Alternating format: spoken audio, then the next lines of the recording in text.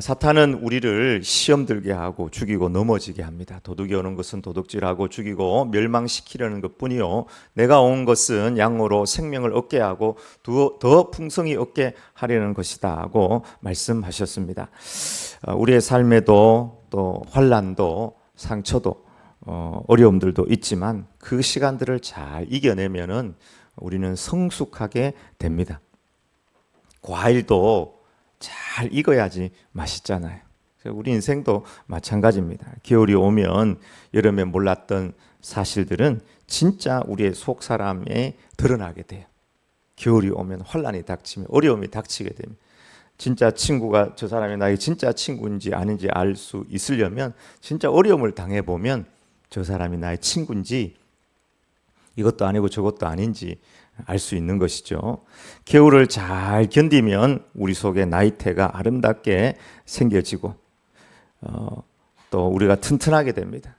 겨울을 이겨내는 저 소나무는 겉으로는 저렇지만 속 안에는 아주 뚜렷한 나이테를 남깁니다. 그러나 그 나이테가 저 소나무를 더 튼튼하게 또 건강하게 만드는 것입니다. 주님께서도 제자들에게 겨울 같은 환난이 닥칠 것에 대해서 말씀하셨습니다. 그런데 나 떠나겠다 이렇게 말씀하셨습니다. 떠나는 것이 너희에게 유익인데 그 이유는 너희들 근심할 필요 없고 성령님께서 오시기 때문에 오히려 너희에게 유익이다 말씀하셨습니다. 그래서 환난이 오면 피하고 도망길을 갈 길을 얘기해 줘야 되는데 그 환난을 이겨낼 수 있는 길을, 견뎌낼 수 있는 길을 주님께서 말씀하셨습니다. 제자들이 앞으로 당할 환난은 죽을 수 있는 환난입니다. 예수님을 십자가에 못 박았던 그 유대의 종교 지도자들이 제자들도 똑같이 핍박하였기 때문입니다. 첫 번째, 환난 때 성령님께서 세상을 책망하십니다. 자, 7절 8절 읽어보겠습니다. 그러나 내가 너희에게 실상을 말하노니 내가 떠나가는 것이 너희에게 유익이라. 내가 떠나가지 아니하면 보혜사가 너희에게로 오시지 아니할 것이요 내가 너희를 보내리니 그가 와서 죄에 대하여 의에 대하여 심판에 대하여 세상을 책망하시리라. 성령님께서 세상을 책망하신다고 하셨습니다. 보혜사라는 말은 그 헬라어로는 파라크레토스, 보자는 보호하다는 뜻이고 해자는 은혜를 주신다. 보호하고 은혜를 주시고 우리를 변호해 주시고 우리를 위로해 주시는 분이 성령님이다, 그런 뜻입니다. 가장 힘들고 어려울 때 예수님이 친히 계셔서 제자들 편을 들어주시면 얼마나 좋겠습니까? 그런데 예수님께서 함께 계신 것처럼 성령님께서 우리와 함께 하시고 우리를 핍박하는 그들 세상을 책망하시겠다고, 우리 편을 들어주시겠다고 그렇게 말씀하셨습니다. 또 성령님은 환난 때에 우리와 함께 하시고 세상을 책망하시고 우리를 도와주시고 지켜주십니다. 오늘 이 요한복음 16장의 성경의 맥락을 보면 소위 하나님을 잘 섬긴다는 종교 지도자들이 그 예수님과 제자들을 핍박하는 그런 맥락에서 나온 말씀입니다. 초신자들이나 신앙이 없는 사람들이 예수님을 죽였거나 또 제자들을 핍박한 것이 아니고 하나님을 바르게 알지 못하고 죄가 무엇인지 신앙의 본질이 무엇인지를 몰랐던 종교적 열심만을 가지고 있었던 종교 지도자들이 예수님과 제자들을 핍박하였습니다. 무릇 너희를 죽이는 자가 생각하기를 이것이 하나님을 섬기는 일이라 하리라. 맞죠? 예수님께서 하신 말씀이. 예수님을 죽인 사람들은 종교적으로 열심인 사람들이 예수님을 죽였습니다. 누가 쉽게 정죄할 수 있느냐? 자기 의에 차 있는 자, 종교적 열심으로 차 있는 자. 도대체 하나님을 섬기는 일이 무엇이기에 사람을 정죄하고 재판하고 죽이는 것일까요? 여러분, 진정한 성령님의 역사는 나를 돌아보게 하고 회개하고 나를 변화시키는 능력입니다. 그것이 성령 충만이죠. 저놈을 죽여야지 우리 공동체가 거룩하고 깨끗해지고 저놈이 하나님을 모욕했다 하는 그 종교적 열심만 있었던 자들, 이게 하나님을 섬기는 일이라고 착각하였습니다. 대제사장과 서기관 바리새인들은 자신을 돌아보지 못했습니다. 자신들이 얼마나 하나님의 뜻으로부터 빗나가 있었는지 꿈에도 생각하지 못했습니다. 그렇기 때문에 죽은 자를 살리고 그리고 무리를 걸으시고 제자들의 발을 씻어주시는 그 겸손하신 예수님, 아무런 죄가 없는 예수님, 자신들의 기득권을 빼앗길까 봐 그 예수님을 죽였던 일을 보게 됩니다. 사도 바울도 마찬가지입니다. 자기 자신과 동문 수학했던 스데반, 자기가 이제 전승에 의하면 동문 수학했다고 그래요. 근데 스데반이 예수님을 전하니까 사람들이 이제 하나님을 모독한다 그래가지고 돌로 때려 죽였거든. 그때 사도 바울이 증인으로 그게 딱 있었거든요. 사도 바울 스데반이 죽으면서 주여 이 죄를 저들에게 돌리지 마옵소서, 예수님처럼 예수님 같은 기도를 하면서 스데반이 죽었는데요. 그 자리에 사도 바울이 있다가 사울은, 바울을 이야기해요. 사울은 그가 죽임 당함을 마땅히 여기더라. 사도행전 7장 60절 하반절에 저렇게 딱 기록이 되어 있습니다. 그러나 사도 바울이 주님을 만나고 성령의 충만함을 받고 난 다음에는 나는 죄인 중에 괴수입니다. 나는 무익한 자입니다. 항상 은혜 충만, 성령 충만으로 자기 자신을 돌아보면서 나는 죄인 중에 괴수입니다. 사도 바울이 사역 말반에 그렇게 한 얘기예요. 처음에 예수님 믿고 나는 죄인 중에 괴수입니다 아니에요. 주님을 위하여 막 목숨 다해 복음 전하고 그렇게 거룩한 삶을 살고도 주님 앞에 주님 바라보니까 나는 죄인 중에 괴수입니다. 항상 은혜로 사는 사람이 되었습니다. 불평, 불만과 환멸 가득 찬 이 세상에 너는 무엇 위해 사는가? 참된 자유와 평화 너는 맛보았는가? 너는 무엇 위해 사는가? 혹시 여러분 예수님을 믿고도 여전히 마음에 불평, 불만, 환멸로 가득 찬 삶을 살지는 않습니까? 십자가의 주님을 온전히 마음에 다시 한번 영접하며 성령의 충만을 구하시기를 바랍니다. 참 믿음과 소망과 사랑을 하나님 앞에 구하시기를 바랍니다. 신앙의 본질을 구하시기를 바랍니다. 예수님을 믿는다는 것은 나를 돌아보고 회개하는 것이며 주님을 온전히 내 마음의 주인으로 모시는 것입니다. 예수님을 알기 전에는 내가 죄인인지 깊이 깨닫지 못했습니다. 저 사람이 죽어야 되고 저 사람이 없어지면 세상을 변화될 것이라고, 이렇게 정책을 바꾸면 세상은 더 아름다워질 것이라고. 그러나 아무리 세상의 정치와 경제와 문화 모든 것이 바뀌어도 사람의 본질은 안 바뀌더라고요. 바뀌던가요, 여러분? 내가 나를 보면 알잖아요. 잘 안 바뀝니다. 바뀔 때쯤 되면 가야 되고 잘 안 바뀌어요. 성령님께서 임하시면 우리를 변화의 길로 이끄시는 것이죠. 그것이 성령의 열매입니다.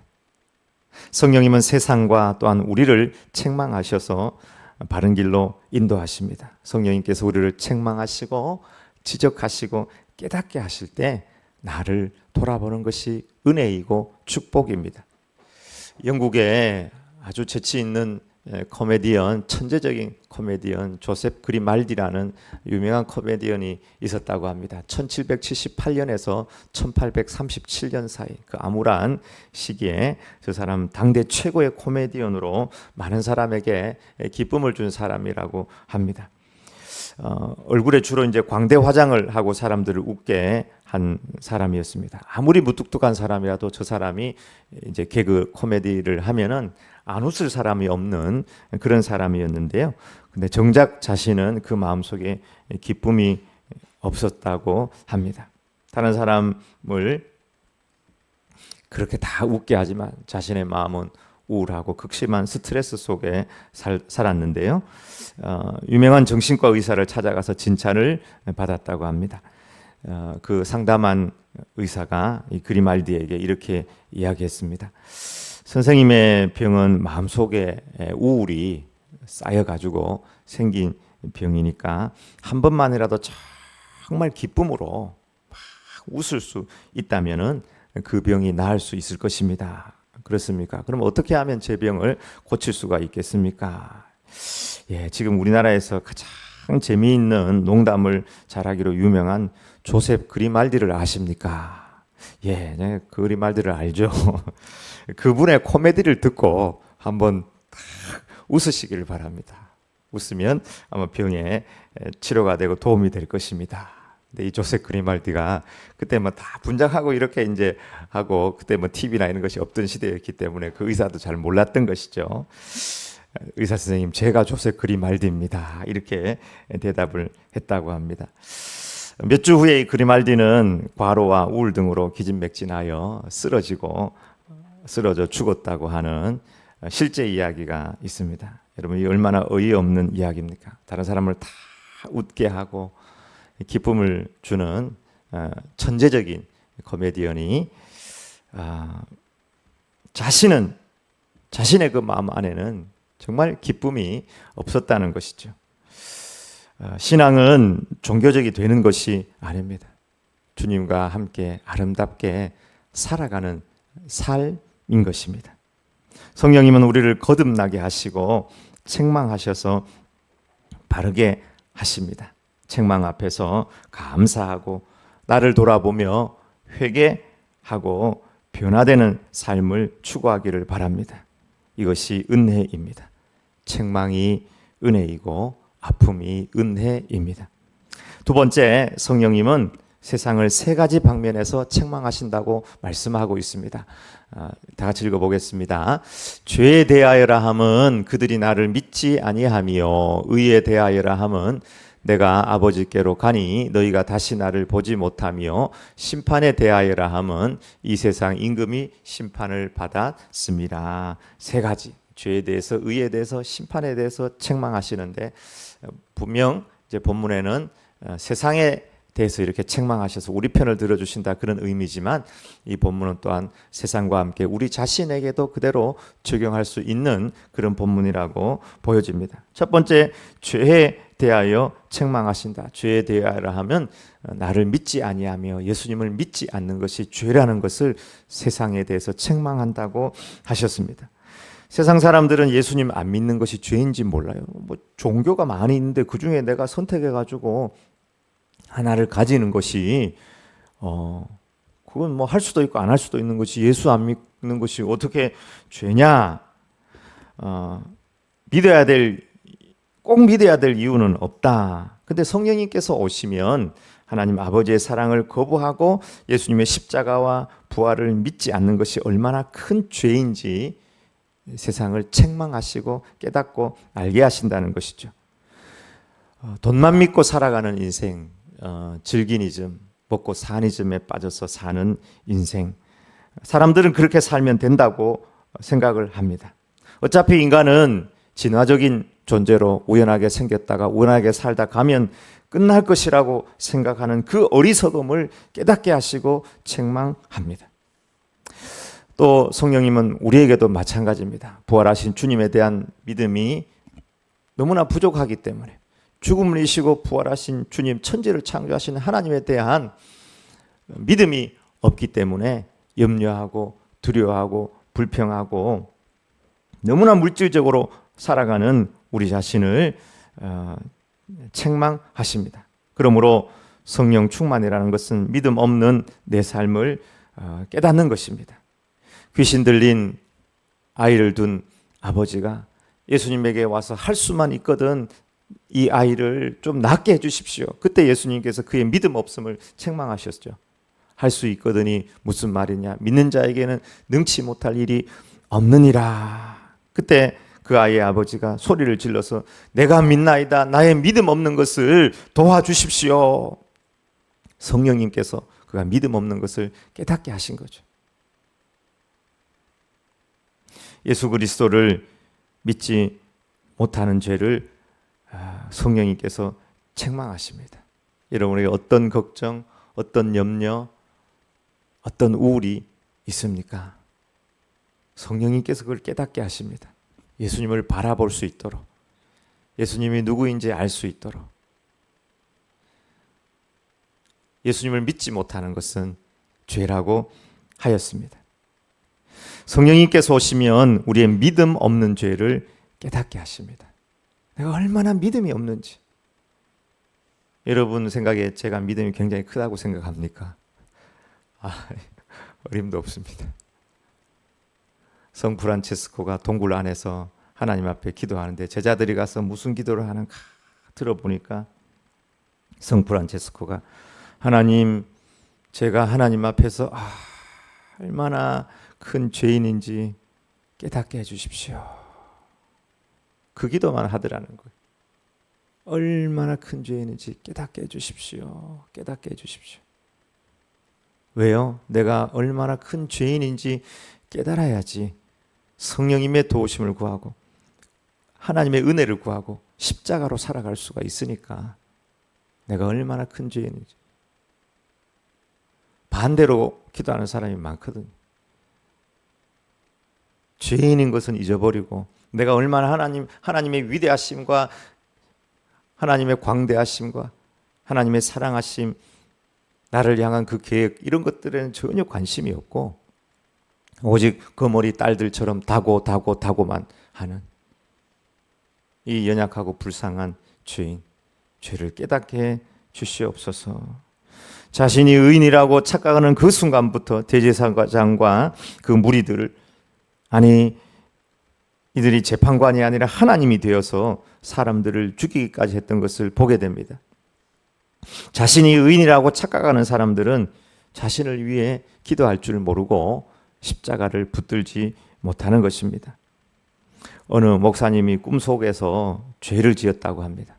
무슨 죄인지 몰라도. 여러분이 생각하는 그 죄일 수도 있습니다.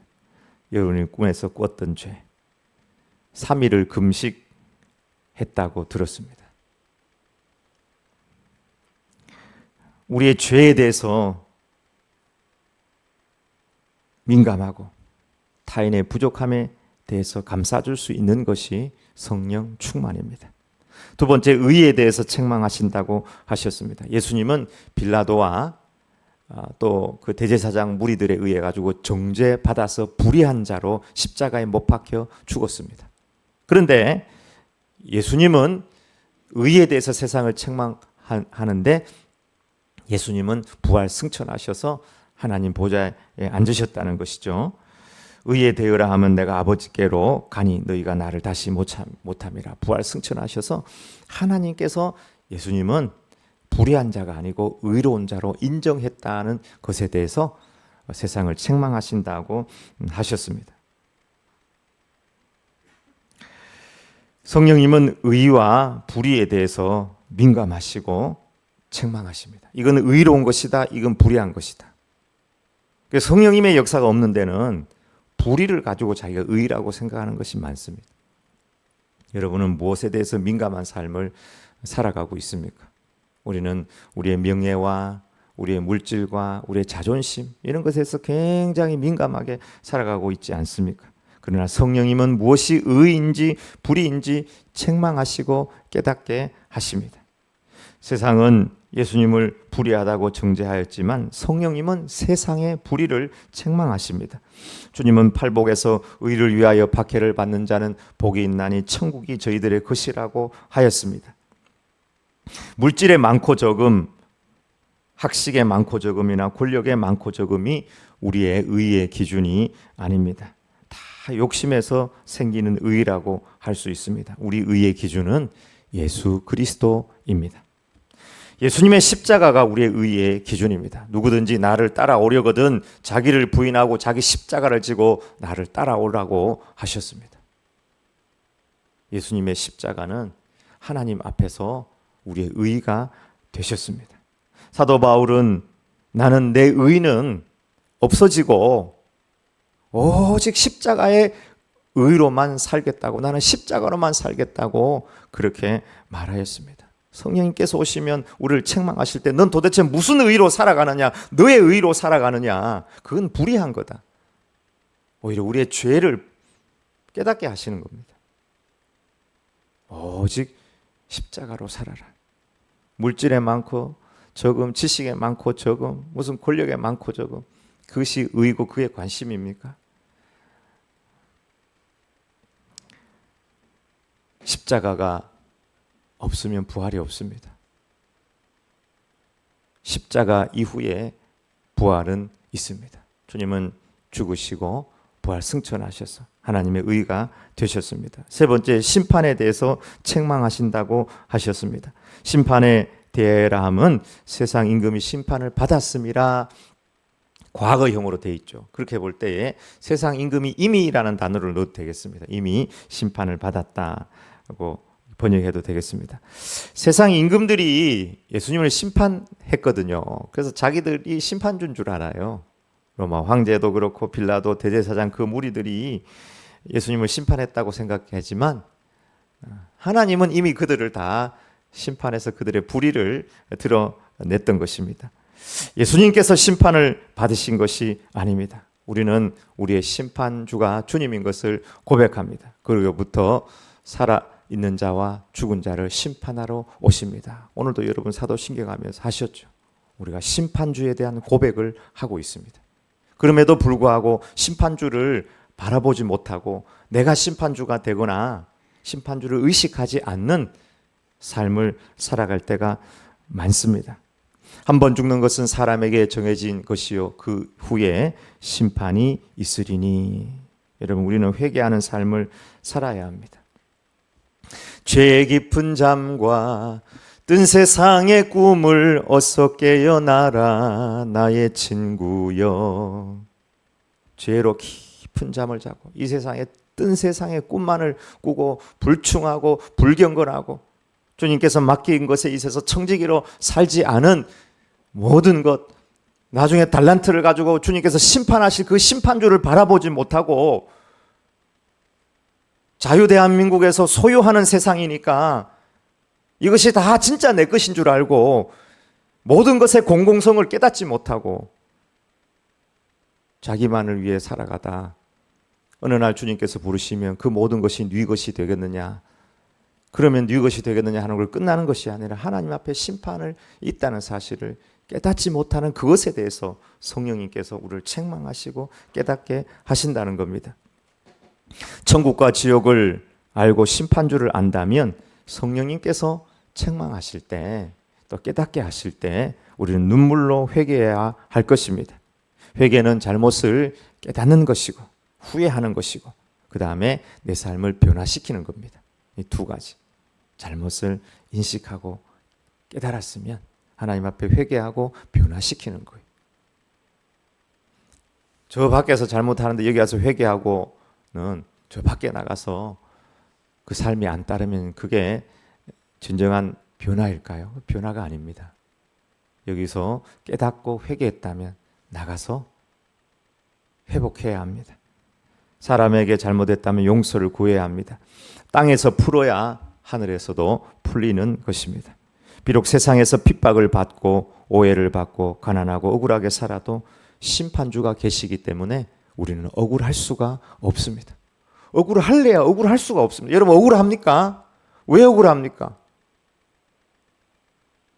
심판주를 바라보시기 바랍니다. 우리가 두려워해야 될 것은 죄이지 억울함이 아닙니다. 우리가 심판주가 되어서는 안 됩니다. 주님은 우리에게 비판을 받지 아니하려거든 비판하지 말아라. 너희가 비판하는 그 비판으로 너희가 비판을 받고 너희가 정죄를 받게 된다고 하였습니다. 다만 너희는 너희 눈 속에 있는 들보를 빼라고 주님께서 말씀하셨습니다. 야고보서에 보면 형제들아 서로 원망하지 말라. 그리하여야 심판을 면하리라. 보라 심판주가 문 밖에 서 계시니라. 형제들아 주의 이름으로 말한 선지자들을 고난과 오래 참음의 본으로 삼으라. 원망하지 말라는 거예요. 심판주가 저 문 열면은 바로 저기 와 있다는 겁니다.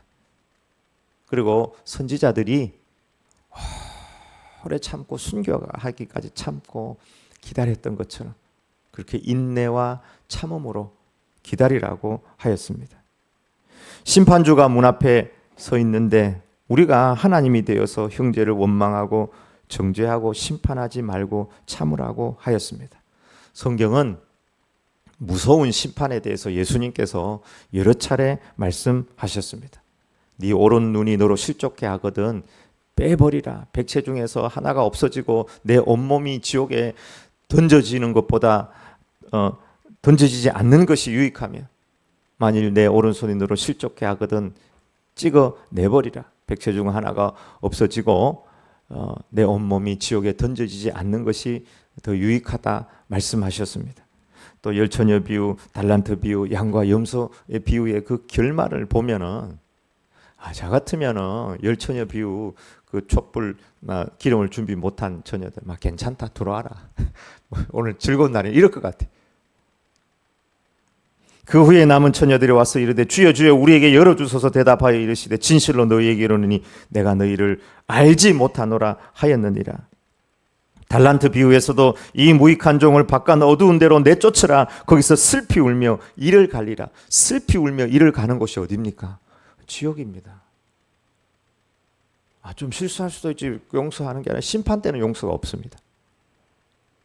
이빨을 부들부들 갈고 이빨을 갈아도 안 되는 돌이킬 수 없는 그 천국과 지옥 심판주를 바라본다면 회개 안 할 사람이 없습니다. 양과 염소 비유도 마찬가지입니다. 이 지극히 작은 자 하나에게 하지 아니한 것이 곧 내게 하지 아니한 것이라 하시리니 그들은 영벌에 의인들은 영생에 들어가리라 하시니라. 로마서 2장 5절에 보면 아주 유명한 말씀이 나옵니다. PPT는 없을 거예요. 다만 내 고집과 너의 고집과 회개하지 아니한 마음을 따라 진노의 날 곧 하나님의 의로우신 심판이 나타나는 그날에 임할 진노를 내게 쌓는도다. 고집과 회개하지 아니한 마음을 따라 그 진노가 임한다는 거예요. 절대 하나님 앞에 고집 피우면 안 될 것입니다. 우리가 다 반드시 그리스도의 심판대 앞에 나타나게 되어 각각 선악간의 그 몸으로 행한 것을 따라 받으려 함이라. 성령님은 우리를 책망하세요. 깨닫게 하세요. 그때 성령님 감사합니다 하면서 우리의 믿음 없음을 돌아보고 완전히 주님을 신뢰하고 또 내 의로 사는 것이 아니라 그리스도의 의로 십자가로 살아가고 심판주를 바라보면서 충성하십시다. 여러분 전도도 열심히 하길 바랍니다. 새벽 기도도 꼭 나오세요. 지금 하는 것보다 좀 더 하시기 바랍니다. 주님을 바라보고. 여러분 성령님께서 여러분 성경을 읽고 큐티 안 합니까? 성령님의 음성을 안 듣습니까?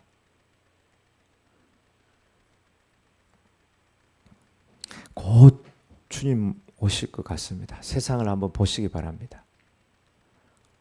성령님께서 지금 와도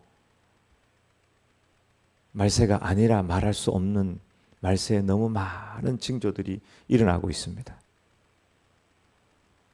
주님께서도 오시지만 우리도 곧 주님께로 갈 것입니다.